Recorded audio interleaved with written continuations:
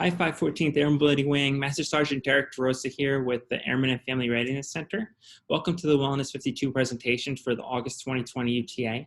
Last month, we touched on financial literacy, and this month, I'm really excited to share an interesting topic called followership.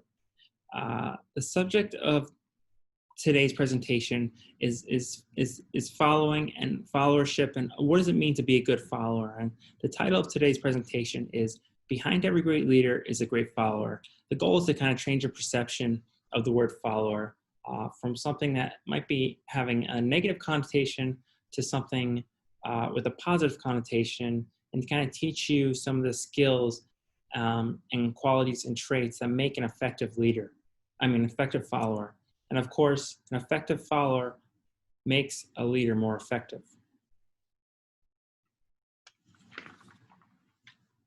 Getting through the agenda, we're going to talk about some of the stigmas associated with followership. We're going to talk about leader-follower dynamics, why followers matter. What are some of the key skills and traits of effective followers? What are the expectations leaders have of followers and followers have of leaders? What are some of the follower types?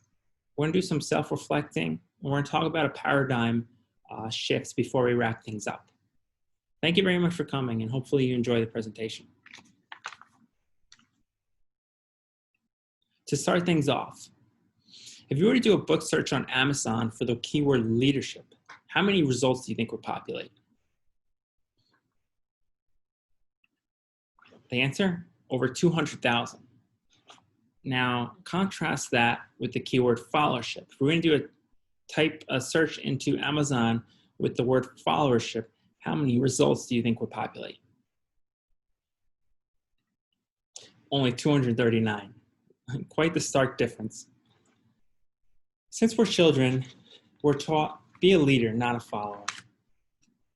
And that goes on through adulthood. We're always focusing about building our leadership skills. There's not a lot of focus on building good followership skills, but all leaders were once followers. So it's important to mold ourselves into being effective followers first and foremost.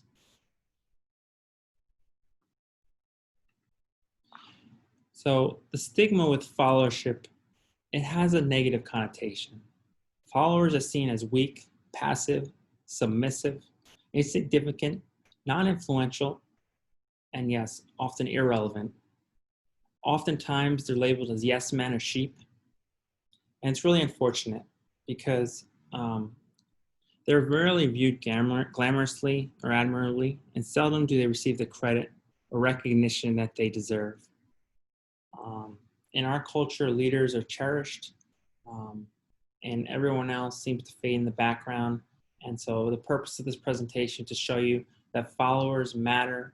It's something to be, you should have pride in being a good follower. You should cultivate good skills, good followership skills. Because the world has a lot of leaders, but not enough people who want to be good followers. If everyone was a leader, who would there be left to lead? Leader-follower dynamics.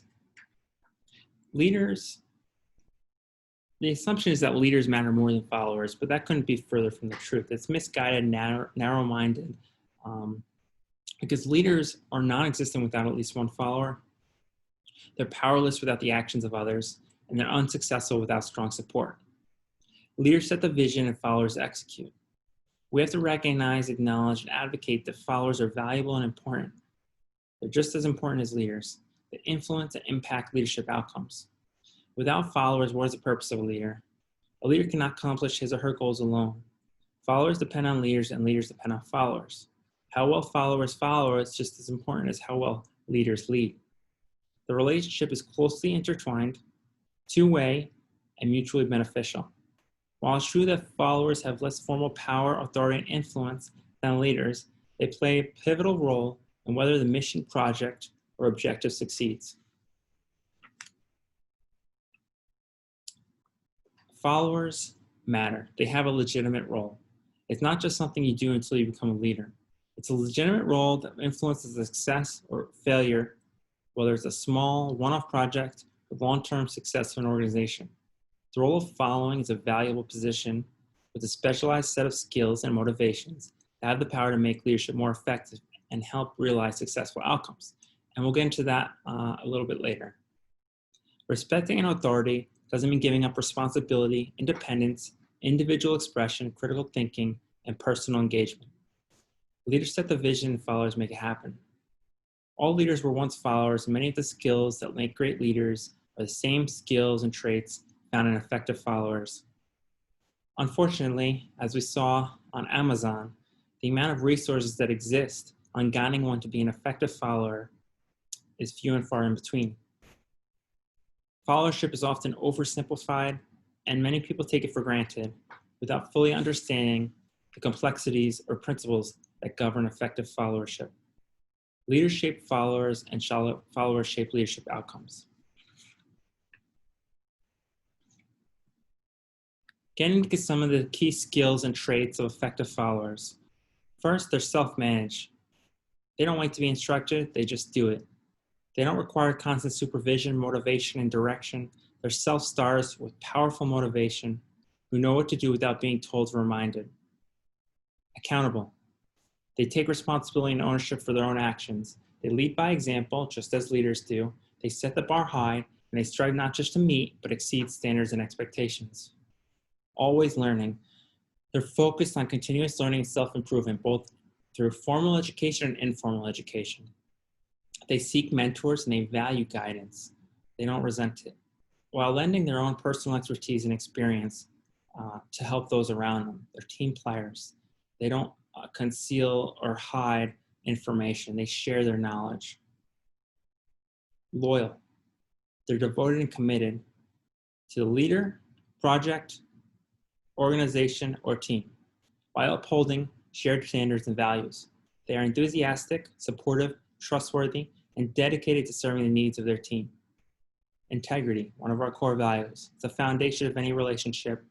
Good followers are honest, clear, and transparent with their leader and their teammates. They put the needs of the organization ahead of personal interest or gain.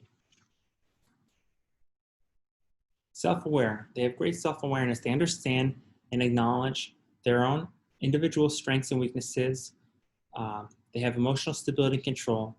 And they have the courage to ask for help when needed, and the ability to anticipate, recognize, and identify issues early and often. Courage. They have the courage to fight for what they believe in, no matter the consequence. They're not afraid to question or challenge the decision or actions of the group, respectfully, of course. They don't sacrifice their personal integrity for the good in the organization to maintain harmony. Team players. They value the benefits of teamwork and understand that collaboration, cooperation, and interdependence create synergies that produce a greater combined effort. They handle interpersonal relationships judiciously and empathetically. Trust. They have confidence and faith in the leader, team, and vision, which fosters an atmosphere of openness and respect that aids performance and execution. However, they don't blindly or subconsciously follow a leader group without pausing for doubt and self-reflection. Independent. They don't succumb to groupthink or the idea that the culture of the group thinks about and analyzes things in the same way. There's undifferentiated views, minimal conflict, predictability, and unanimous decision-making. Good followers demonstrate independent, critical thinking, and question the status quo. Here's a nice breakdown of some of the key traits and skills of effective followers versus ineffective followers. Effective followers are independent, they're accountable, dependable, approachable, reliable, consistent, active, motivated, clear, and proactive. They have the right attitude and set of skills that make leaders more effective. They invest their time and energy into understanding their leaders and the values they espouse. They seek to understand the reason behind leadership decisions. They want to know the why behind the what. They might disagree with the leader's decision, but do never undermine or disrespect a leader's authority once their concerns are answered. And they should always back the decision of the leader or group wholeheartedly. Ineffective followers, on the other hand, they're dependent, they're irresponsible, unpredictable, inaccessible, untrustworthy, Erratic, passive, apathetic, vague, reactive, often very negative, disengaged. They require persistent oversight and motivation. They support unethical decisions. They do nothing to raise concerns. They never disagree or support alternative courses of action. They complain. They don't bring solutions to problems. They might have great ideas, but they don't push them forward. I'm going to do a little exercise here to give you a scenario about following and leading. I'll just read it to you briefly. A group of 4 people are standing in an arena, with 2 horses. The objective is to get the horses and people moving around the arena together. The problem is there's no lead ropes, no touching the horses to get them moving. The objective is agreed upon, the people start to move. The idea is 2 people per horse, 1 in front and 1 behind, moving together around the arena. One group member, who's the boss back in the office, has a whip to help move things along. Things quickly degenerate. The boss is absorbed in understanding the dynamic between himself, the whip, and 1 horse. The horse is not moving much. He takes a step or 2 when he hits the ground with the whip, but stops again immediately. On the other side of the arena, 2 people are trying to get the horse to move with little success. The horse is paying attention to them, but they're moving around her, not in the direction they want to go. The 4th group member is somewhere between the 2 horses, watching her colleagues. In the plan, her job was to walk in front of the horse that the boss is now working with. There doesn't seem to be much progress towards the group's stated objective, but no one points this out or attempts to stop or seize and refocus. There are no construction suggestions to the whole group to get things back on track, although some different ideas are discussed and tried between the 2 women working with 1 of the horses. After 15 minutes with the objective still not achieved, we break and go back to the training room to debrief. This is an example of poor leadership and poor followership. The leader or the coach or boss interjects himself into the situation. He doesn't let the people lead or follow. There's no clear roles and lines of responsibility. Individuals are not willing to take on the role of leader or follower without formal authority. There's no trust or collaboration.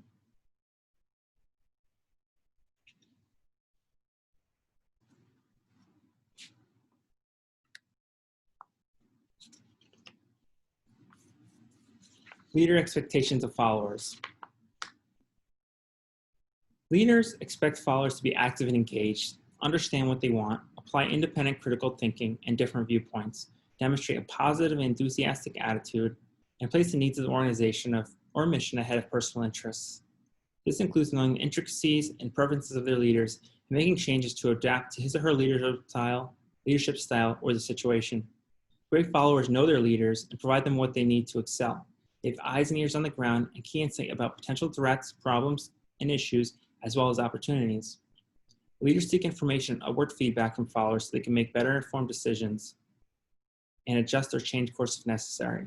So that means it's okay to disagree or to give a divergent viewpoint or opinion. Above all, leaders expect loyalty. Followers may not agree with every decision that a leader makes, but they are expected to support every decision. Followers don't compete with the leader, they complete the leader. What do followers expect of a leader? First and foremost, leaders have an obligation to cultivate an environment that is conducive to a productive relationship with their followers. This means clear goal setting and direction, giving frequent, specific, and timely feedback, granting genuine empowerment, providing developmental support, and coaching. Followers expect leaders to set the tone, lead by example, provide a positive vision for the future, be decisive, explain why, welcome feedback and suggestions, know their team on a personal, professional level, and share credit. No leader is effective without strong support. Great leaders have high levels of humility and self-awareness, so they understand and acknowledge their own personal strengths and weaknesses, just as followers do. Consequently, they are not afraid to ask for help from followers, either directly or indirectly, because leaders know they don't have all the answers and they can't do everything alone. Contrary to popular belief, vulnerability is a strength. It shows a leader is authentic, and followers respect that. It kind of builds respect, trust, and credibility in the leader. There's a book called Strengths-Based Leadership, very popular organizational book. And it really talks about why followers lead certain, or I'm sorry, why followers follow certain leaders. What makes them want to follow a leader? And the individuals who wrote that book broke it down into 4 key things, and that's trustworthiness, compassion, stability, and hopefulness. So these 4 words describe the need for a leader who places a priority on relationships. They're all words that cultivate a positive relationship. Followers want a leader who care about them as human beings. They should show genuine concern for their well-being and development, along with appreciation, recognition, and gratitude. That means being fair, just, and unbiased when delegating roles and responsibilities, granting awards, and giving recognition. Great leaders understand the followers seek security and stability, which is the foundation that builds hope and inspiration for a better future. The best followers support leaders because they want to, not because they have to.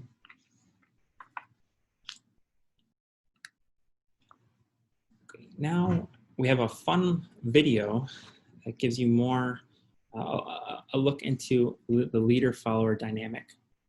Let me just try to switch screens here. Bear with me for a second. Oh, sorry. Okay, here we go.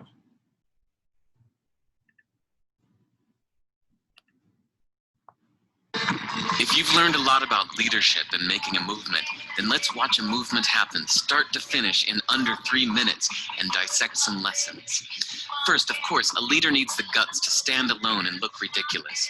But what he's doing is so simple, it's almost instructional. This is key. You must be easy to follow. Now here comes the first follower with a crucial role. He publicly shows everyone else how to follow. Notice how the leader embraces him as an equal.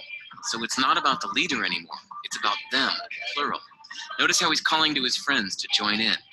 See, it takes guts to be a first follower. You stand out and you brave ridicule yourself. Being a first follower is an underappreciated form of leadership. The first follower transforms a lone nut into a leader. If the leader is the flint, the first follower is the spark that really makes the fire.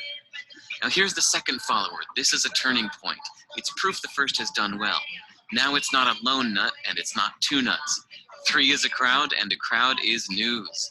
A movement must be public. Make sure outsiders see more than just the leader. Everyone needs to see the followers because new followers emulate followers, not the leader. Now here come 2 more people, then 3 more immediately. Now we've got momentum. This is the tipping point and now we have a movement. As more people jump in, it's no longer risky. If they were on the fence before, there's no reason not to join in now. They won't stand out, they won't be ridiculed, and they will be part of the in crowd if they hurry. And over the next minute, you'll see the rest who prefer to stay part of the crowd, because eventually they'd be ridiculed for not joining. And ladies and gentlemen, that is how a movement is made. So let's recap what we've learned. If you are a version of the shirtless dancing guy, all alone, remember the importance of nurturing your first few followers as equals, making everything clearly about the movement, not you. Be public, be easy to follow. But the biggest lesson here, did you catch it? Leadership is over-glorified. Yes, it started with the shirtless guy, and he'll get all the credit, but you saw what really happened. It was the first follower that transformed a lone nut into a leader. There's no movement without the first follower. See, we're told that we all need to be leaders, but that would be really ineffective. The best way to make a movement, if you really care, is to courageously follow and show others how to follow. When you find a lone nut doing something great, have the guts to be the first person to stand up and join in.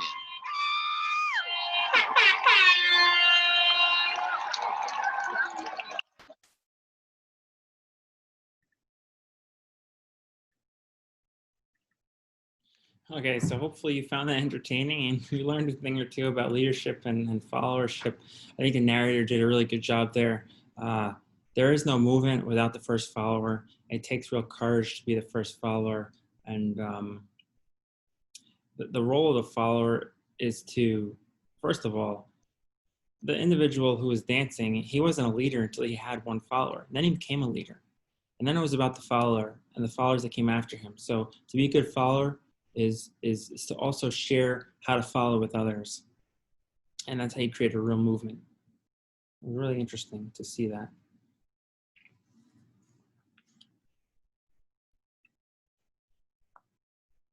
Robert Kelly was a management professional who came up with this framework, 5 different followership styles. And I'm going to walk you through each of them.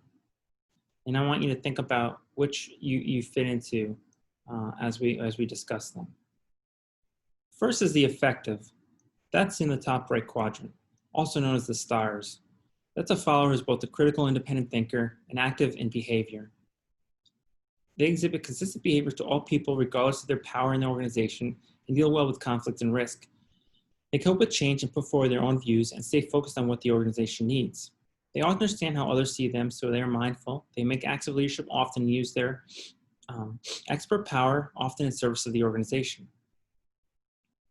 Then we have conformist. That's a lower right quadrant. Those are also known as yes people. This type of follower is very busy, but doesn't necessarily engage their brain to think through what they are doing. They participate very willingly, but don't ask why. They will avoid conflict at all costs and take the quietest path, but they will defend their boss to loyal extremes. Then we have the passive follower. That's the lower left quadrant. They're dependent and uncritical thinkers. They are also known as the sheep. So they basically, if you think about it, they're like a 2-year-old who doesn't want to do something and just goes floppy. This is the passive follower. They don't engage their brain enough, and they don't take concrete courses of action. They don't show initiative or responsibility, and they can be the result of a leader who is a micromanager or negative, over-controlling, and blame-oriented culture. Lastly, or not lastly, we have alienated. That's the top left. This follower thinks extremely well, but for some reason also snipes from the sidelines. They've got stuck where they are and are very negative, and they feel they have lost their power. They have seen too much, have become bitter in their work from being passed over for promotion or from having stayed too long in one position. Lastly, we have the pragmatic survivor, who kind of shifts depending on the situation. And they're often good. They're an early warning sign when the organization's culture is starting to change for the worse. They're the people who see the writing on the wall early. It's more to identify them and use them to ensure that your work culture remains healthy at all times.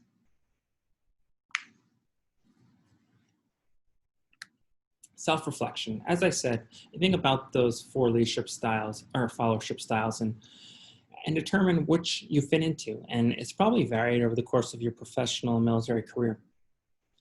Also, depending on the situation, you may have reacted differently. So think of some scenarios and where did you put yourself in? What quadrant would you have put yourself in?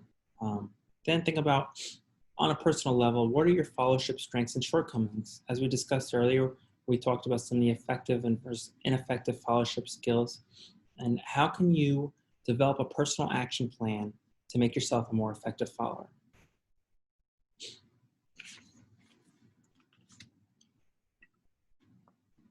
The good news is that there's been a paradigm shift, I would say, in the last 10 years due to the rise and, due to several different things. First, so the negative connotation associated with following and followership has kind of diminished a little bit due to several reasons. The first is social media. So many applications and programs that have a big part of these social media programs is following. Follow us, follow me.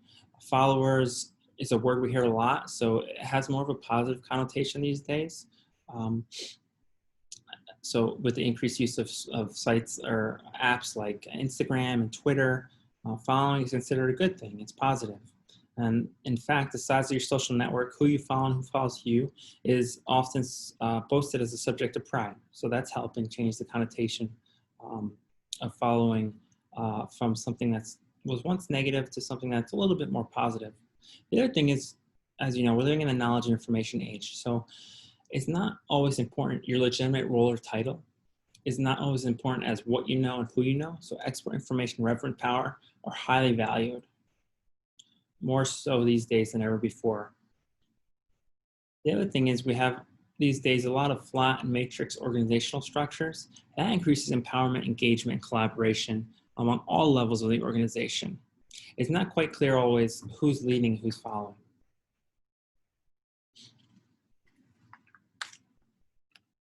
Walk you through another scenario with the horse. This time is a little more successful.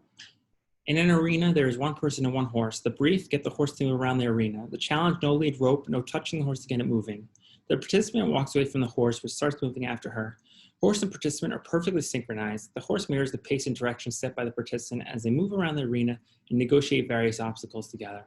The participant is looking where she wants to go, but has one eye on the horse and is talking to it all the time. One hand is reaching out to the horse, almost but not quite touching it. The other is pointing ahead to signal direction. After a few minutes, the horse changes direction and walks away from the participant. She makes several attempts to walk up to the horse to engage its attention again, but can't manage it.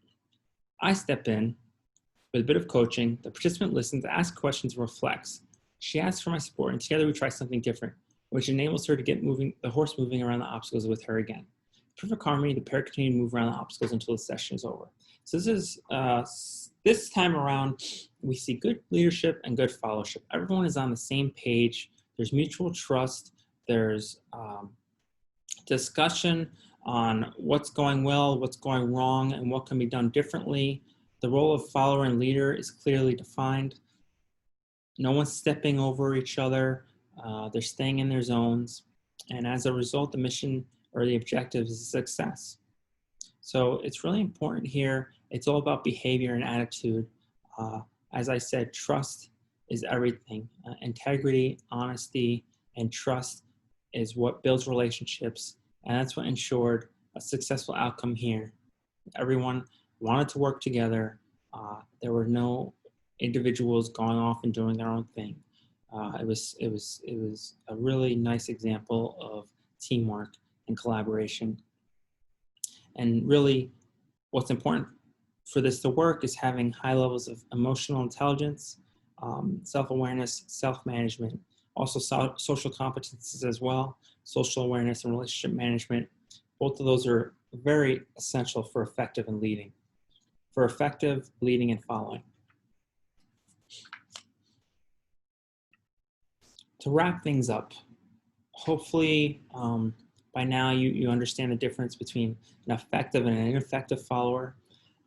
I think following is not as simple as it seems. There's a large disparity with people who tag along mindlessly and those who are deeply devoted and engaged. The attitude towards followers among some is that they execute and they don't think or reason or question, but that couldn't be further from the truth. They have legitimate roles. They're valuable and important.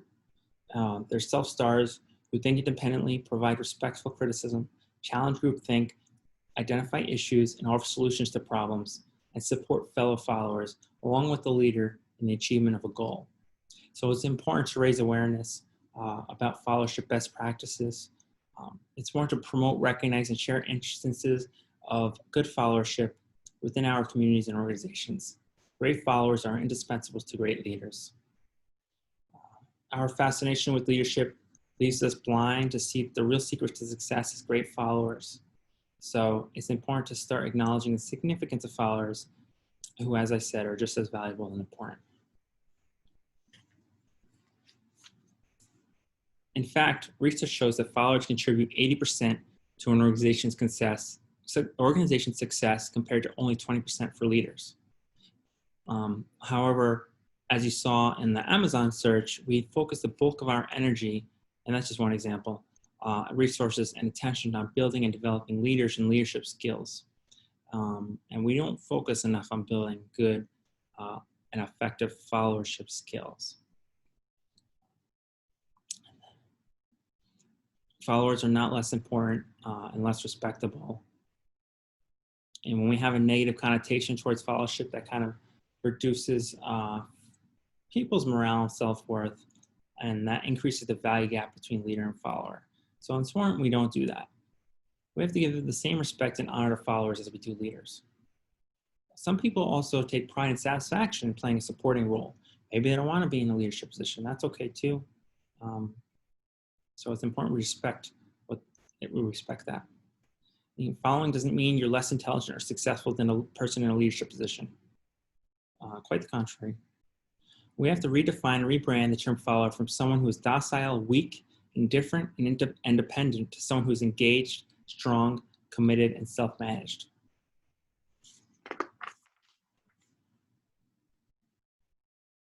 These are some really interesting quotes here.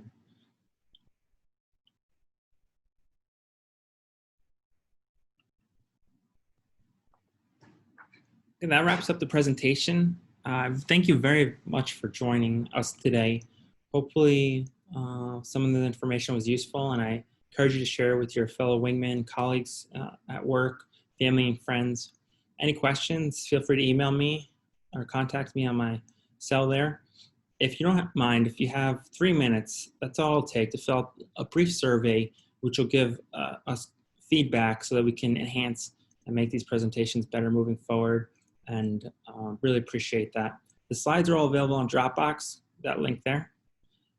If you aren't on the Wellness 52 group me, please join. It's a good way to keep abreast of what we're doing with Wellness 52 and upcoming presentations and things like that. And of course, the Airman and Family Readiness Center is located in building 3435, just before the traffic circle.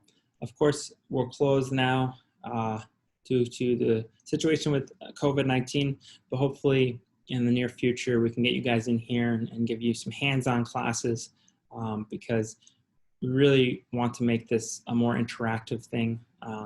But for now, this will have to suffice. So thank you for hanging there with us, and hope you all have a wonderful month. Enjoy the rest of the summer, and we'll see you next time. Thanks again. Bye.